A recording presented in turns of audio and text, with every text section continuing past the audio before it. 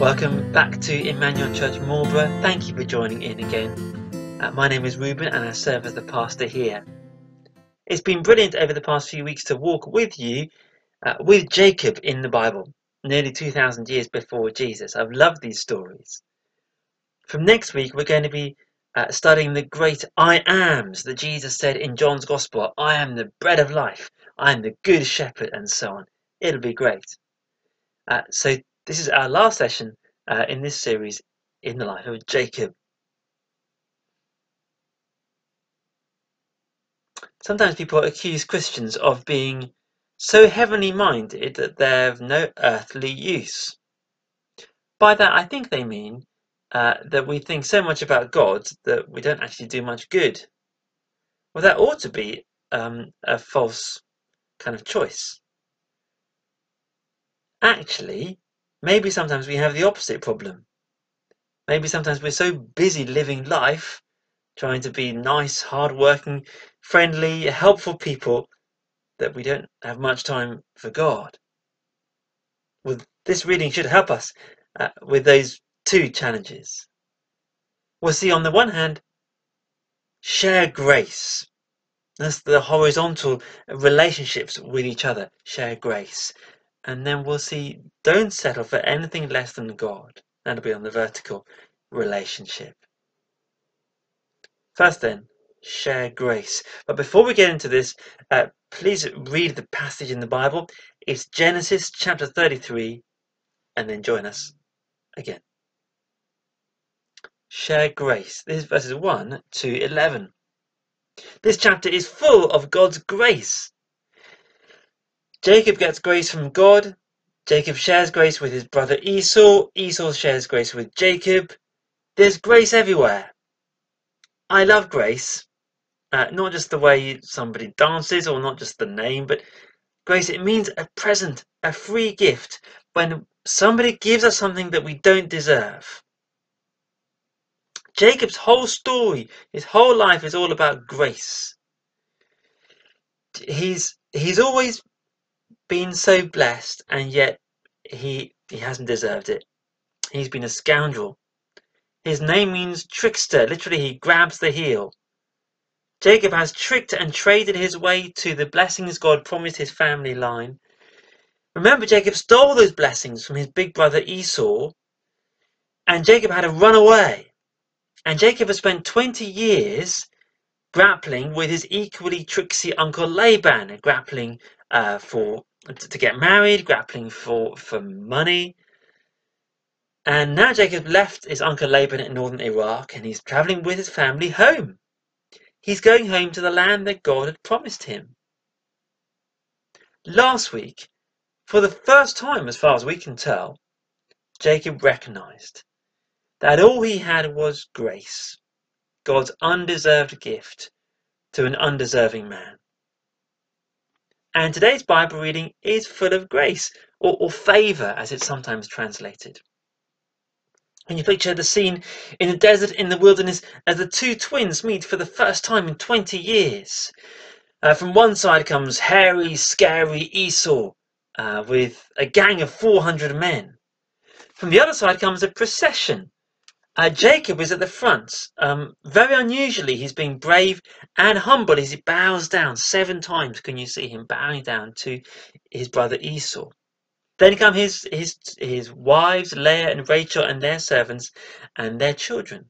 Now, listening to Jacob and Esau, and they're sharing grace. They are sharing free gifts. Look at verse 4, would you? Genesis 33, verse 4. But Esau ran to meet Jacob and embraced him. He threw his arms around his neck and kissed him, and they wept. Then Esau looked up and saw the women and children. Who are these with you? He asked. Jacob answered, They are the children God has graciously given your servant. Then the female servants and their children approached and bowed down. Next, Leah and her children came and bowed down. Last of all came Joseph and Rachel, and they too bowed down. Esau asked, What's the meaning of all these flocks and herds I met? To find favour in your eyes, my lord, he said. Who are these? Esau asks, verse 5. These, Jacob answers, are the children that God has graciously given to me. What are these? Esau asks in verse 8.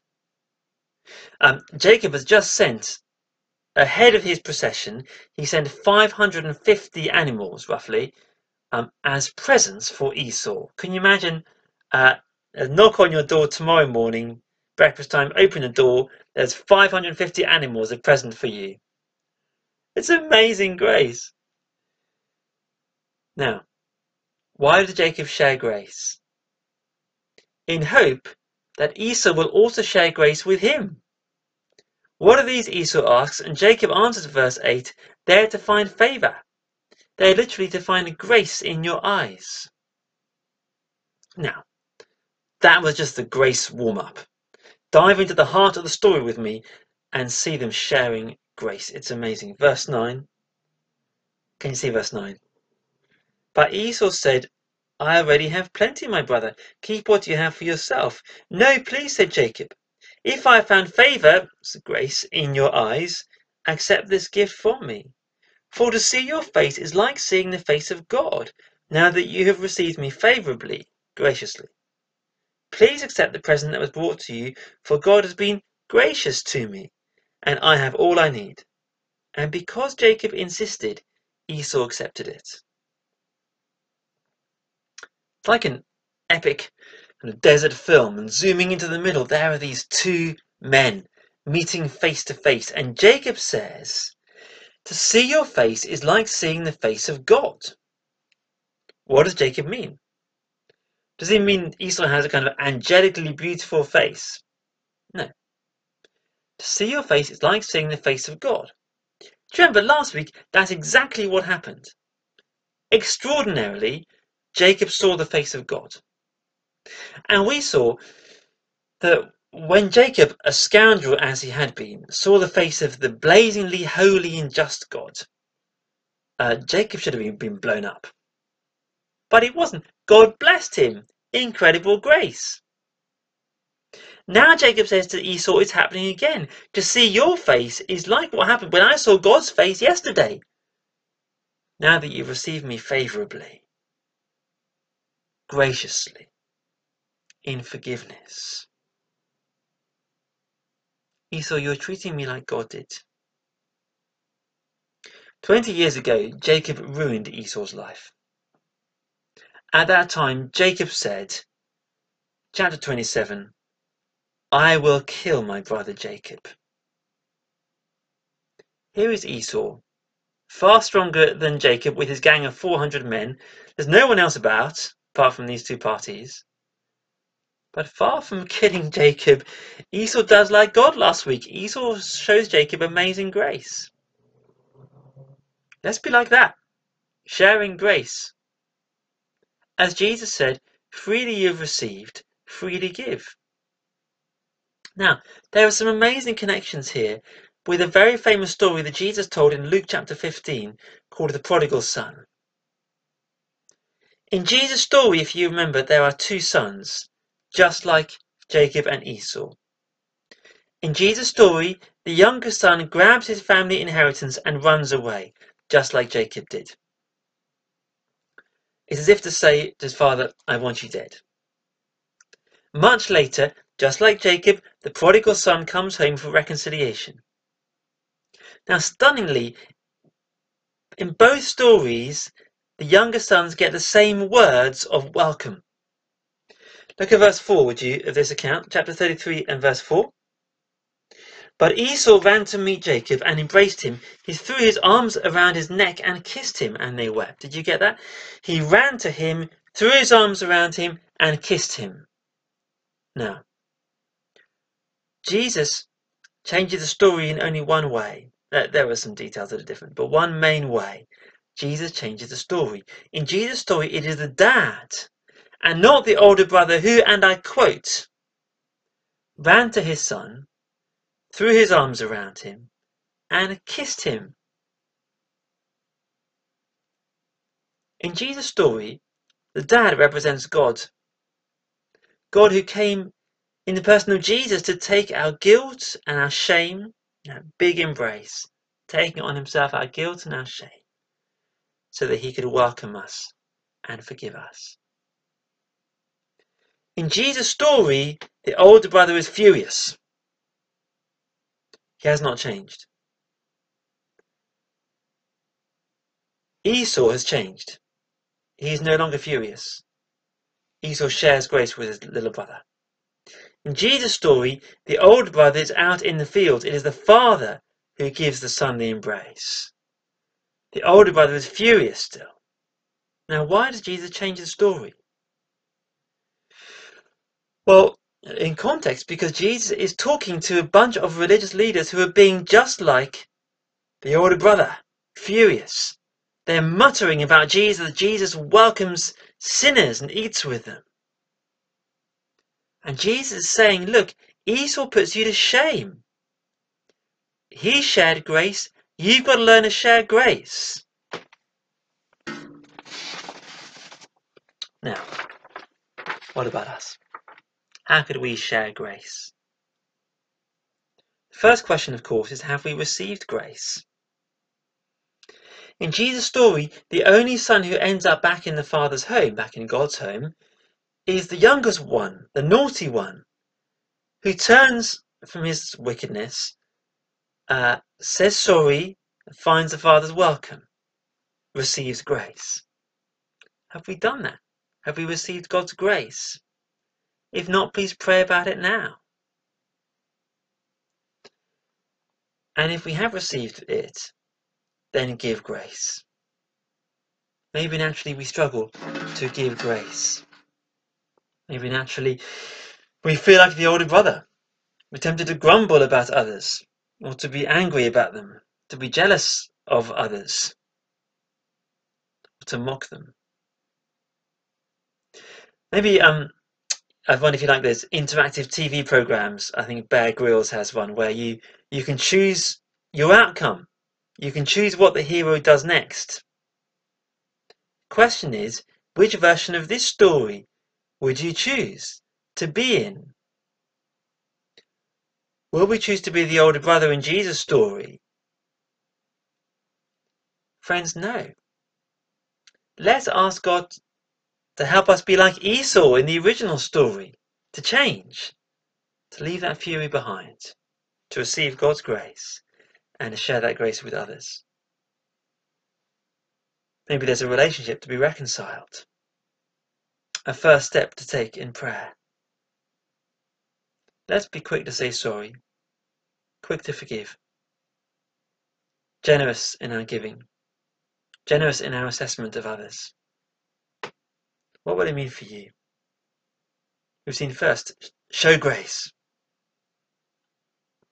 Maybe you're here and you feel that's not particularly your issue. I mean, what a joy to hear about God's grace. We need that all the time. And a great reminder to keep showing grace to others. No doubt we need to grow in that. But maybe your challenge is almost the opposite. Maybe our earthly relationships seem kind of okay, but the one we really struggle is our relationship with God. Maybe if we're honest, sometimes we wonder if we're too earthly minded to be any heavenly good. Then what we need is to hear our second point. Secondly, and finally, and more briefly, don't settle for less than God. This is verses 12 to 17. Don't settle for less than God. See, the prodigal son has to go home, but Jacob is not home yet. He's the other side of the Jordan River. He's next door, as it were. Last week, my family and I camped a couple of nights in the garden. It was great fun, but it wasn't home, and I was glad to get back to my own bed. Jacob carried on his shoulders God's promises to the world, people, blessing, land.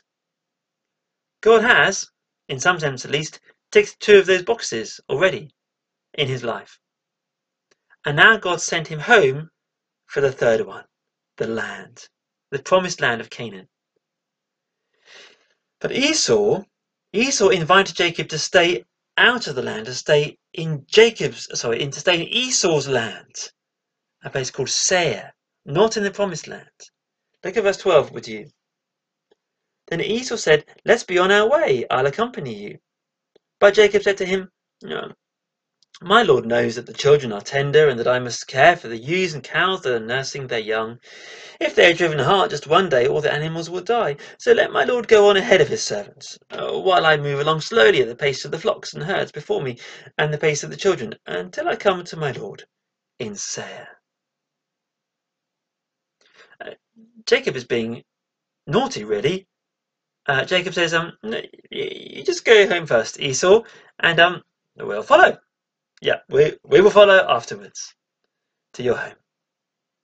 And yet, as soon as Esau is gone, Jacob goes the other way to a place called Succoth, and then wonderfully over the river into the promised land. Look at verse 18. After Jacob came from Paddan Aram, he arrived safely at the city of Shechem in Canaan, and camped within sight of the city. For 100 pieces of silver he bought from the sons of Hamor, the father of Shechem, the plot of land where he pitched his tent. There he set up an altar and called it El Elohe Israel. So it's a great ending. He ends up in the promised land with an altar which he calls El Elohe Israel, which means God is the God of Israel. And yet along the way, Jacob's performance has once again been frustrating. He should have been honest and said to Esau, "No thanks, we're going home." But for some reason he's running away again. But at least he's running in the right direction this time. It might have been tempting for Jacob to settle down with his newly beloved brother, especially since Esau's got this army, and the army would now be at Jacob's disposal to help protect his family and flocks too. Tempting. But Jacob is not going to settle for less than God. He must not settle outside the promised land. His horizontal relationship with Esau is important, but his vertical relationship with God is even more important. Don't settle for less than God. If you're regular at Emmanuel, you know that my favourite book, apart from the Bible, is called Pilgrim's Progress. And it's a story of a man called Christian who's travelling to the celestial city, which is heaven. Now, on his way, Christian goes through some places where he might be tempted to stop and to settle down. One tempting town is called Vanity Fair. And Vanity Fair has every pleasure, naughty or nice, whatever you're into, whatever takes your fancy. If you settle down at Vanity Fair, it is yours. Only it won't last, and you won't get to the celestial city. The other place that might tempt some in Pilgrim's Progress is called the Village of Morality. Now, the Village of Morality is very different from Vanity Fair. Everybody in the Village of Morality is well behaved. They'd all go to church in their Sunday best. They would never ask God for grace or forgiveness because they don't think they need it. They think they tick the 10 Commandments. And so they're not going to the celestial city either. You can only go by grace. Christian has to say no to settling in either of those places. He must not settle for anything than God. Anything than to be with God in heaven. I wonder which you'd be most tempted to settle down in, Vanity Fair or the Village of Morality. Let's not settle for anything less than God. Let's keep going, trusting and following Jesus until we are with God in heaven. So you can't be too heavenly minded.